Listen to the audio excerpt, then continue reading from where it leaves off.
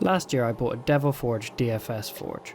I'm really impressed by the whole package, and the fact it cost me only 120 quid blows my mind. I definitely recommend it to anyone who wants to get started in blacksmithing.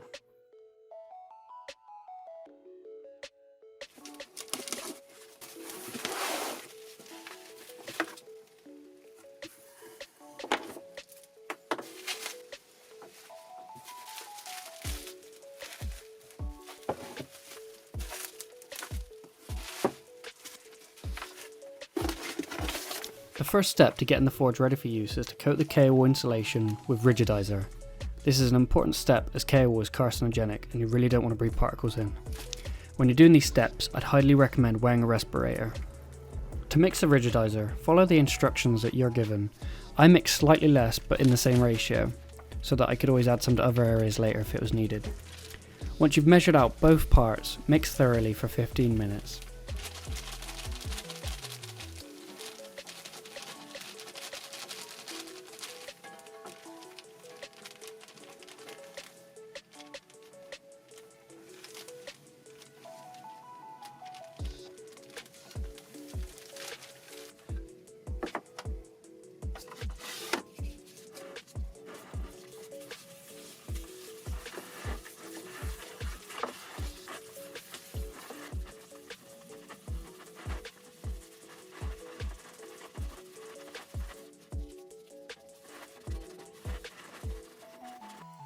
Once you finish mixing, start applying the rigidiser to the insulation in the forge.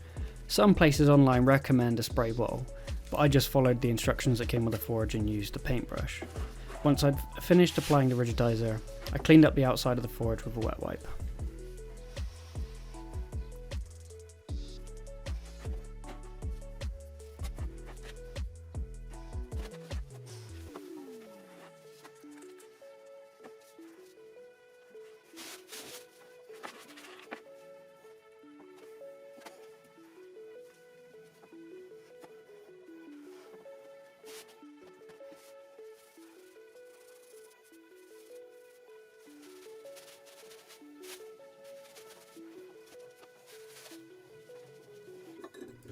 After the rigidiser has been given some time to dry, I added the burner to the forge.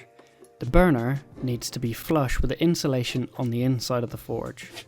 Also, when doing this step, make sure you take note of where you're lining up the gas inlet and just make sure this works for where you're going to place your forge.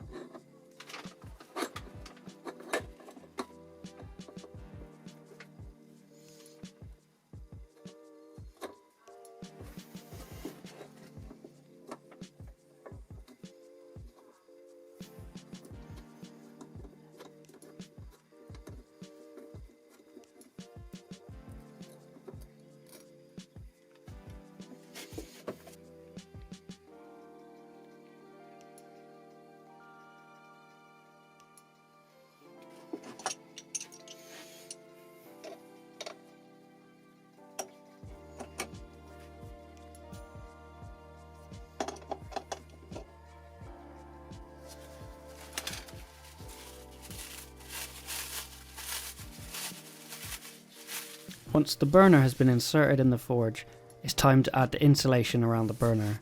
To do this, I just tore up the insulation and wedged it in with a pencil. Now, it's important here to try and not crush the insulation, but there's going to be some amount, so just do it as carefully as you can. I then mixed up a little more rigidiser to coat that bit of Kaowool around the burner and just top up any areas that are cracked, like around the ceramic tile, just to make sure that there's no exposed insulation.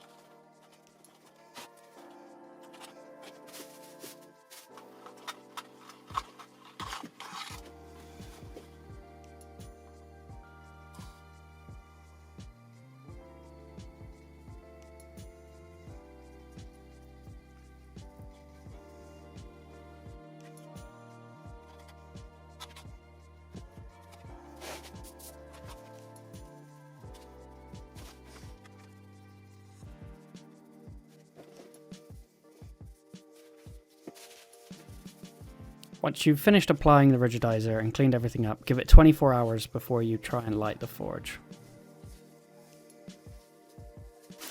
The next step is to attach the hose to the burner. Now make sure you slip on the hose clamp first, which I forgot to do, and then tighten this down.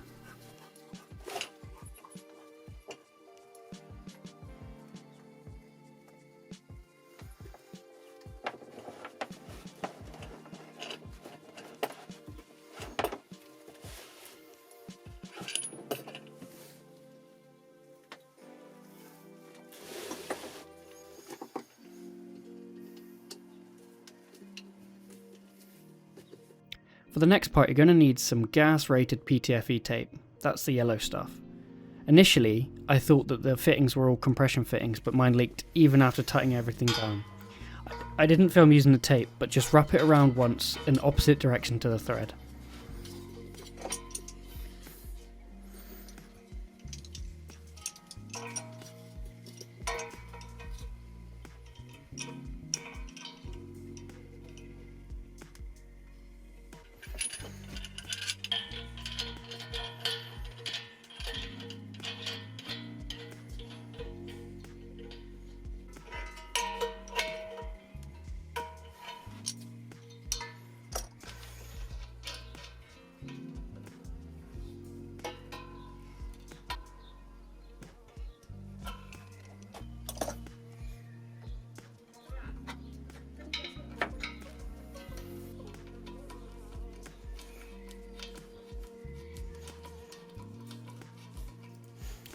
Once you've tightened down all the fittings and you've used PTFE tape if you need to, it's time to check for leaks. To do this, you just use some soapy water and just pour it on all the joints when the gas is on.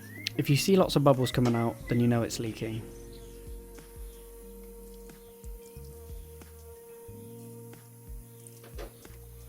After noticing the leak, I decided to wait for the gas PTFE tape to come, and then only use the forge when everything was skookum.